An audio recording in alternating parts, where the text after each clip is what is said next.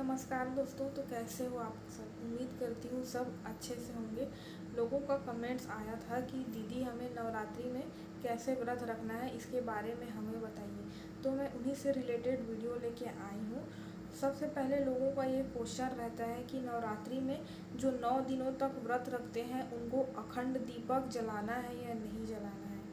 तो मैं आपको साफ शब्दों में बता दूं, अगर आप 9 दिनों तक व्रत रखते हैं, शारदीय नवरात्रि हो या अभी का चैत्र नवरात्रि, तो कोई भी ज़रूरी नहीं है कि आपको अखंड ज्योति जलाना है ना।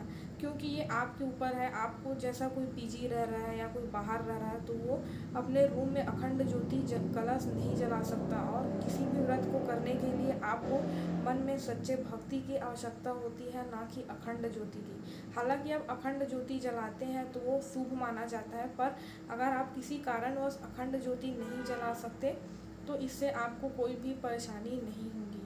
दूसरी बात, कुंवारी लड़की व्रत कैसे रखें और क्या वे माता को सिंदूर लगा सकती है? तो जी हाँ, बिल्कुल वो माता को सिंदूर लगा सकती है। और जिस तरह महिलाएं व्रत रखती हैं उसी तरीके से आप भी व्रत रख सकते हैं। व्रत के दौरान आपको सेंधा नमक का सेवन करना चाहिए। और इस बार नवरात्रि मंगलवार के दिन पड़ा है और तारीख भी 9 तारीख है, बेहद ही शुभ तारीख है। और मंगलवार के दिन अगर कोई बजरंगबली का उपवास रखता है तो भी वो रख सकता है साथ ही साथ। और इस उपवास में आप मीठे का भी सेवन कर सकते हैं। कुछ भी रात को टाइम खाने में आप मीठा भी ऐड कर सकते हैं जो आप खाते हैं उसमें। तीसरी बड़ी बात यह है कि नवरात्रि में जो भी आप माता की तस्वीर रख कर पूजा कर रहे हैं वो अगर हल्की फुल्की खंडित हो गई है तो आपको क्या करना है। तो अगर कोई मार्बल पत्थर है या चांदी का है, सोने का, माता का वस्तु का है, तो आपको उसको हल्का फुल्का है तो आप उस जगह पर जहाँ पर से मूर्ति खंडित हो गई है उस जगह पर आप पेंट कर सकते हैं। और अगर जैसे कांच की मूर्ति है वो ज़रा सी भी खंडित हो गई है तो उसको आपको तुरंत ही बदल देना चाहिए।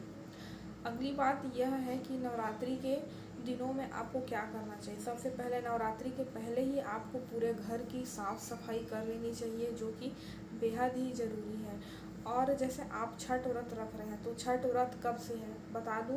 छठ का व्रत जो खरना होगा वो 13 तारीख का होगा, है ना। नहाए खाए 12 तारीख को है। और शाम को टाइम अर्घ शाम को दिया जाएगा 14 तारीख को। 15 तारीख को उगते सूर्य को अर्घ दिया जाएगा।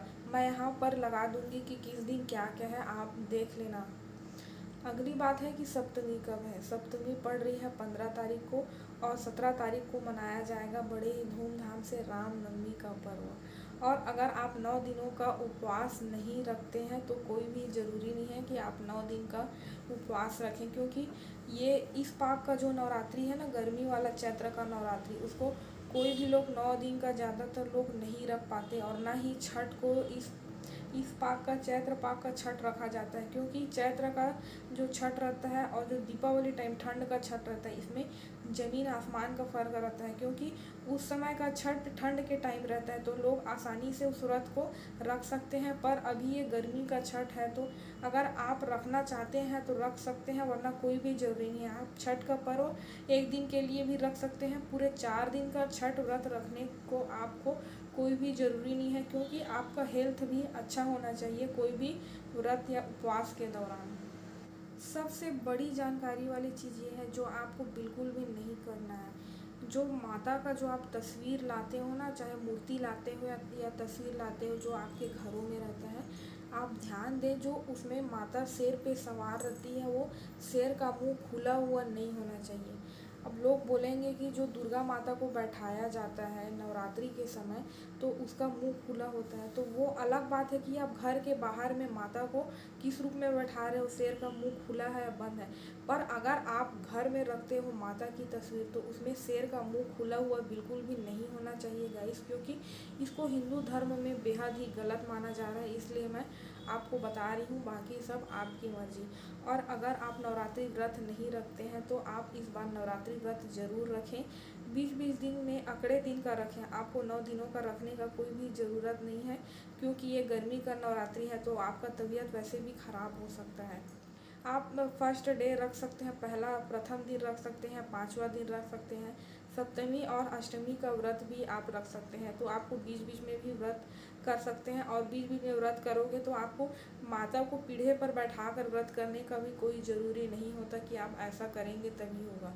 पर अगर आपको अखंड ज्योति जलाने का मौका मिलता है या आपके घर में उस तरह की व्यवस्था है तो आप अखंड ज्योति ज़रूर जलाएं, क्योंकि इससे बेहद ही शुभ फल प्राप्त होता है। और जो 9वें दिन रहता है ना, तो माता का जो ज्योति कलश का लौ रहता है ना, वो पूरे दीवार में छाप छुड़ जाता है। ये इस चीज़ का पहचान रहता है कि माता 9वें दिन में आपके घर में प्रवेश कर चुकी है। गाइस, तो मेरा तबीयत ख़राब है, फिर भी मैं आप सभी के लिए वीडियो बना रही हूँ। आपको वीडियो में दिख ही रहा होगा कि मेरे को बोलने में भी बहुत ज़्यादा दिक्कत हो रहा है। तो अगर आपको मेरी मेहनत अच्छी लगती है और मेरा वीडियो अच्छा लगता है तो आप मेरे चैनल को सब्सक्राइब करके अपने दोस्तों के साथ सोशल मीडिया में आप ज़रूर शेयर करें, और मुझे आप दिल से ज़रूर सपोर्ट करें गाइस। धन्यवाद। राम राम। और आने वाली नवरात्रि की आपको ढेर सारी शुभकामनाएं।